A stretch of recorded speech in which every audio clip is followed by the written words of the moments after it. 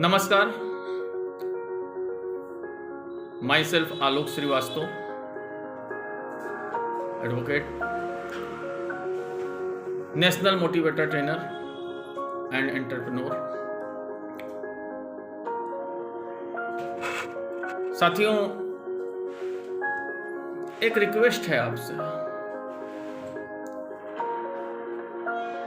मैं जो भी बोलता हूं या जो भी कह रहा हूं, कोशिश करता हूं कि दिल से ही आवाज निकले, कुछ बना बनाया ना हो, उस तरह से कोई चीज सोच करके। कुछ डाटा नोट करने पड़ जाते हैं कुछ चीजें बताने के लिए।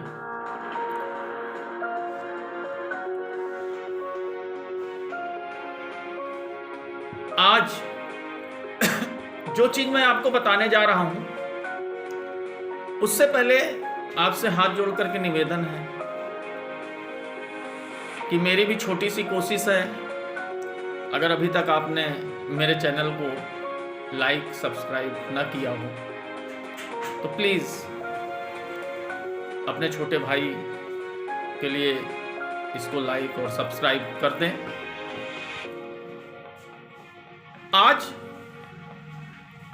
इस अप्रैल का जो ये कोरोना का पीक चल रहा है, बहुत सी चीजें मन में हैं, बहुत से विचार मन में हैं। कुछ चीजें होती हैं कि अभी उनका वक्त नहीं होता है बताने का, समझाने का। लेकिन आज एक चीज तो दिमाग में चल रही है और इस पूरे वीडियो को देखने के बाद कुछ सवाल छोड़ के जाऊंगा आपके साथ। सोचिएगा एक बार जरूर कि क्या यही जिंदगी है। वो सवाल आपके लिए होंगे और मुझे जवाब भी चाहिए, क्योंकि मैं भी उलझा सा हूं इन सवालों में।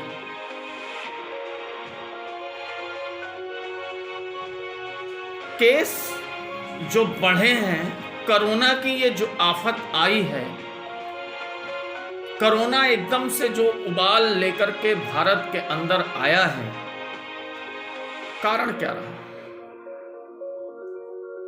मेरी बातों को सुनने से पहले किसी भी पार्टी का अगर चश्मा आपने लगा लिया हो तो उसको हटा दीजिएगा। किसी भी पार्टी का, ना हिंदू, ना मुसलमान, ना सिख, ना ईसाई। इस समय सिर्फ और सिर्फ एक इंसान आपके सामने बात कर रहा है और बोल रहा है।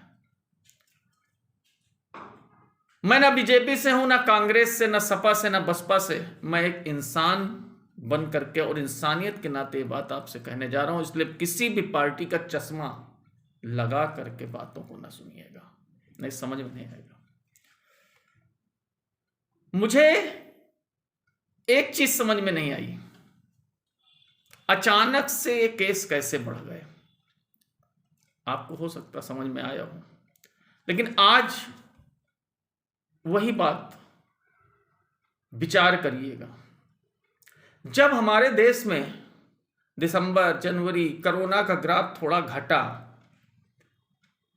तो एक ऐड आदमी के दिमाग में चल रहा था कि जब तक दवाई नहीं तब तक ढिलाई नहीं। इंसान की फितरत होती है, इंसान की सोच होती है। जैसे ही वैक्सीन आ गई, हम लोगों को लगा कि अब तो दवा आ गई, और हम लोग बड़े आराम से, बड़े इत्मीनान से मार्केट में घूमने लगे कि अब तो दवा आ ही गई है। और जब कोरोना की टेस्टिंग लैब में, प्राइवेट लैब में और सब जगह शुरू हो गई, तो टेस्टिंग इस तरह से होने लगी कि गवर्नमेंट में भी टेस्टिंग हो रही थी, प्राइवेट में भी टेस्टिंग हो रही थी, घर से भी लोग सैंपल ले रहे थे, घर से भी सैंपल उठाए जा रहे थे।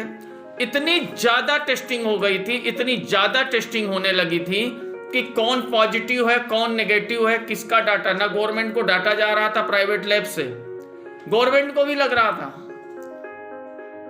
एक एक लैब में 200 टेस्टिंग हो रही है और डाटा नहीं जा रहा है एक का भी। एक एक लैब में 200 की टेस्टिंग हो रही है और डाटा नहीं जा रहा है एक का भी। पॉजिटिव को नेगेटिव, नेगेटिव को पॉजिटिव। अब आप समझिए कि जो कोरोना पॉजिटिव है, अगर उसको नेगेटिव की रिपोर्ट मिल गई तो मार्केट में जाके टहलेगा। पहला रीजन जो कोरोना का ये ग्राफ बढ़ा, जो आरटीपीसीआर हमारा हुआ है वो बहुत तेजी से होने लगा था और बहुत ज्यादा होने लगा था आरटीपीसीआर, और प्राइवेट लोगों ने करना शुरू कर दिया था। रिपोर्ट मार्केट में गलत आने शुरू हो गई थी, पहली चीज। दूसरा, हम समझ ही नहीं पाए कि कोरोना ने स्टेन चेंज कर लिया है। आरटीपीसीआर और जो नाक में लेकर के हम सैंपल लेते हैं, कोरोना सीधे फेफड़े में अटैक करना शुरू कर दिया, जो सीटी स्कैन से पता चल रहा था। ये चीज लोगों को पता ही न चली। कोरोना ने जब टूटा, कोरोना स्टेन उसका निकला तो वो ज्यादा घातक हो गया, ज्यादा वो फेफड़ा और आंतों को करने लगा। लोग उस पर भी समझ नहीं पाए कि मुझे कोरोना हो गया। अब जिसको पता ही नहीं है कि उसे कोरोना है तो मार्केट में तो जाएगा ही। दूसरी जो सबसे बड़ी बात कि लगभग 14 करोड़ लोगों को टीका लग गया। टीका लगने के बाद लोगों के दिमाग में ये चीज थी कि अब तो मुझे टीका लग ही गया है, अब मुझे कोरोना कभी होगा नहीं।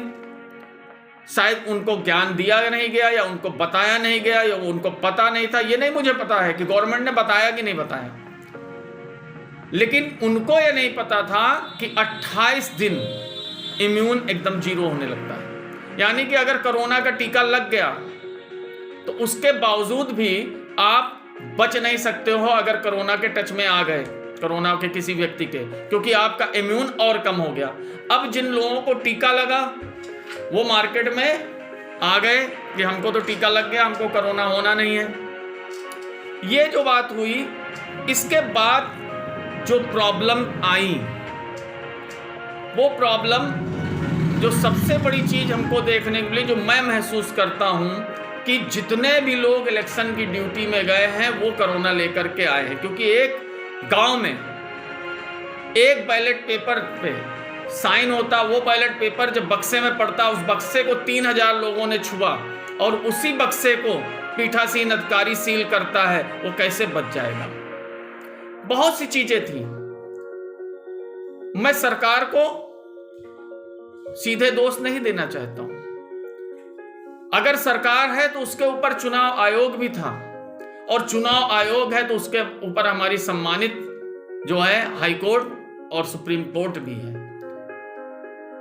अगर सरकार कोई गलती कर रही थी, चुनाव में रैली हो रही थी, तो चुनाव आयोग ने नहीं रोका। आज अगर जो है हाई कोर्ट कह रहा है, हमने न्यूज पे एक देखा कि उनका यह कहना है कि ये हत्या के आरोपी है, मद्रास हाई कोर्ट का है शायद। आज रायबरेली की हालत देखिए और प्रतापगढ़ में फिर इलेक्शन शुरू हो गया है। इसका जिम्मेदार कौन है? साथियों, हम लोकतंत्र की बात करते हैं, कहां बचा है लोकतंत्र? एक तरफ मौतें हो रही हैं, एक तरफ चुनाव चल रहा है, और दोषी सिर्फ एक व्यक्ति नहीं है, दोषी हर व्यक्ति है इसमें। दोषी हम भी हैं और दोषी आप भी हैं। क्यों? क्योंकि हमने भी पालन नहीं किया है। 2 गज दूरी, मास्क जरूरी।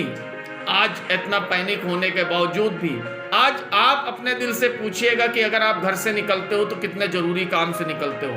आज क्या शादियों में जाना जरूरी हो गया है? आज क्या मार्केट में टहलना जरूरी हो गया है? आपकी जिंदगी आपकी है, सरकार के लिए आप एक आंकड़ा रहेंगे। आपका परिवार के आप बहुत कीमती हैं। तो इस चीज को ध्यान में रखते हुए, जो कोरोना में ग्राफ बढ़ा है, अचानक से जो बढ़ा है, उसके कारण यही हुए है कि इस स्टेन का किसी को फिक्र पता ही नहीं था। आरटीपीसीआर जो जांचें हुई शुरुआत में, इतनी ज्यादा जो है गलत जांचें हो गई हैं, लोगों को पता ही नहीं चला, क्योंकि ये कोरोना का स्टेन चेंज हो गया था और ये फेफड़े में सीधे अटैक करता था।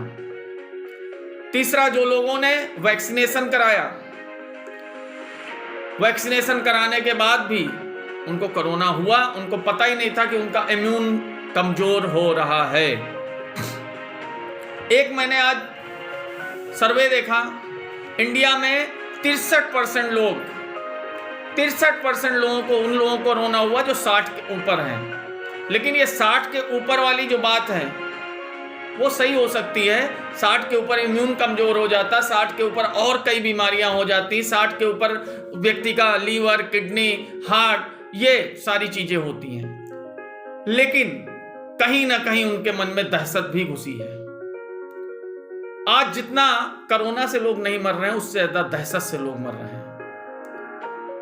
तो 63% वो लोग जो 60 के ऊपर हैं उनको, फिर आप नीचे आइए तो 35% लोग जो 45 से 60, आप देखिए 45 से 60 का रेशियो को बढ़ा, क्योंकि ये लोग मार्केट में ज्यादा रहते हैं, गवर्नमेंट जॉब में ज्यादा है, इनकी ड्यूटियां ज्यादा लगी, ये ज्यादा स्प्रेड हुए और ये ज्यादा मोबाइल और व्हाट्सएप, फेसबुक देखा इन्होंने, इनके ऊपर ज्यादा असर किया। उसके बाद 10% 26 से 44 की एज ग्रुप के लोगों को रहा। सबसे कम जो रेशियो आया है वो 18 से 25, 18 से 25, क्योंकि वो एक युवा होता है, स्टूडेंट होता है, उसके अंदर डर भी कम रहता है, सोशल मीडिया से भी हो सकता है उतना वो ज्यादा गंभीरता से ना लिया हो। तो 10%, 1% जो है 18 से 25 वर्ष के लोगों में हुआ। अब 18 के नीचे का रेशियो एकदम जीरो, कम कैसे हो गया? क्यों? क्योंकि 18 से नीचे का बच्चा, 10 साल के नीचे का, आपने बहुत कम देखा होगा कि 9 साल के बच्चे को कोरोना हो गया, खत्म हो गया, 6 साल के बच्चे, क्योंकि उसके अंदर डर ही नहीं है, वो अभी आज भी खेल रहा है, आज भी जो है वो इन सब चीजों से दूर है। तो जितना डर जिनके ऊपर हावी हुआ, उतनी मौतें हुई। दूसरा, मुझे जो आंकड़ा है वो समझ में नहीं आ रहा है, इस पे आपसे प्रश्न छोड़ के जाता हूं एक, कि क्या जो आंकड़े दिखाए जा रहे हैं, जो आंकड़े बताए जा रहे हैं वो सही हैं? क्योंकि मैं जब यहाँ देख रहा हूँ, यहाँ डलमऊ गंगा घाट पे देख रहा हूँ, गोकना घाट पे देख रहा हूँ, गेगासो पे देख रहा हूँ, तो करीब 200-250 रोज मिट्टियाँ जा रही हैं। फेसबुक, व्हाट्सएप पे देखो तो पूरे इंडिया का जो आंकड़ा दिखाया जा रहा है, ये मुझे नहीं लग रहा कि सही है। दूसरी चीज, जो टेस्ट हो रहे हैं, जो बताया जा रहा है कि आज 3.5 लाख निकले हैं, मैं मान रहा हूं, मुझे लग रहा है कि कम से कम इससे 4 गुना ज्यादा लोग ऐसे हैं जिन्होंने टेस्ट ही नहीं कराया और होम आइसोलेशन में चले गए, आइसोलेट हो गए, उन्होंने टेस्ट ही नहीं कराया। एक सवाल छोड़ के जा रहा हूं, दोषी कोई भी हो सकता है, दोष का ठीकरा किसके भी सर पे हम रख सकते हैं, किसी को भी कह सकते हैं कि कोरोना का दोषी है। कोरोना इंसान को नहीं पहचानता, कोरोना किसी को नहीं जानता, लेकिन